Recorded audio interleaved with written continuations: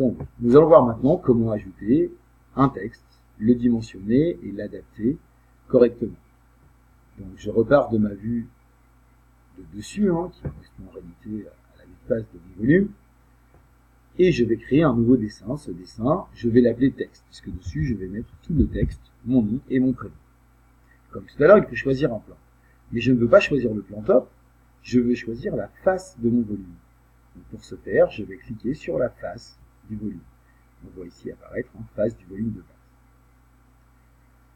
Je vais prendre l'outil texte et pour le nom de famille, je vais le tracer dans cet espace. D'accord ? Puisque je travaille avec l'étudiant test, je suis test.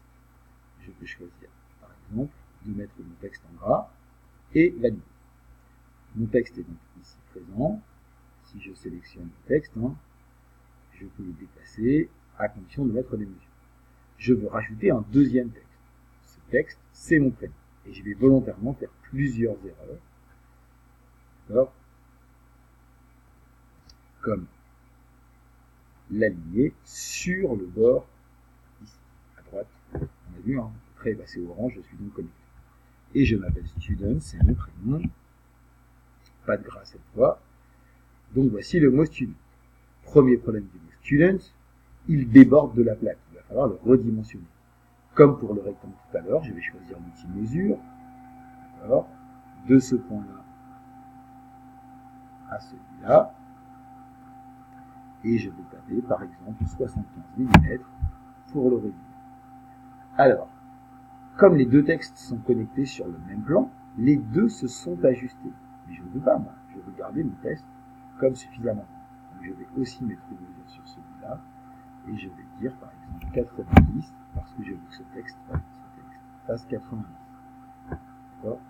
Alors vous voyez que contrairement à d'autres logiciels, quand je me balade, je ne vois pas apparaître de flèches pour déplacer.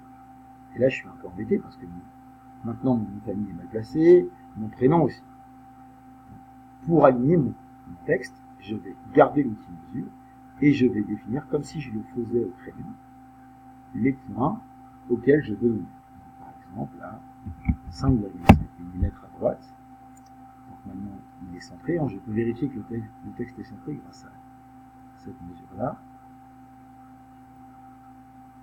Alors, j'ai bien 5,5 mm de chaque côté, c'est logique. Mais j'ai un petit problème, c'est que ce dessin-là n'est pas en bleu. Donc, il va me falloir cliquer ici. D'accord ? Et par exemple, mettre symétrique 5,5 mm, le texte est monté. Alors, maintenant, Student, je voudrais qu'il ne touche pas le bord. Je vais donc choisir ce point-là et ce point-là, et me mettre à l'horizontale. Et je constate que je ne peux pas. D'accord ? Parce que les points sont connectés. Qu'à cela ne tienne, je vais le faire de l'autre côté. Ce point-là et celui-ci.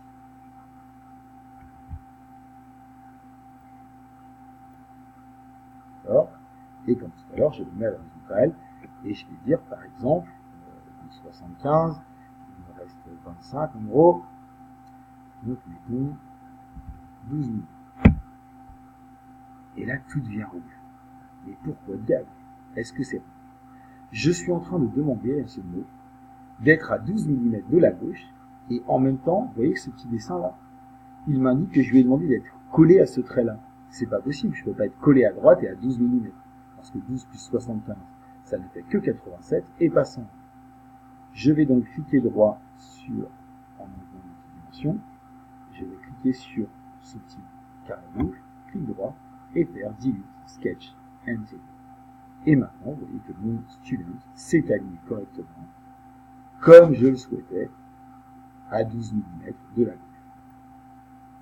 Alors, dans votre exercice, j'ai fini pour ce texte-là. Il me reste à rajouter ma classe et une forme géométrique. Je pense que vous avez compris le principe.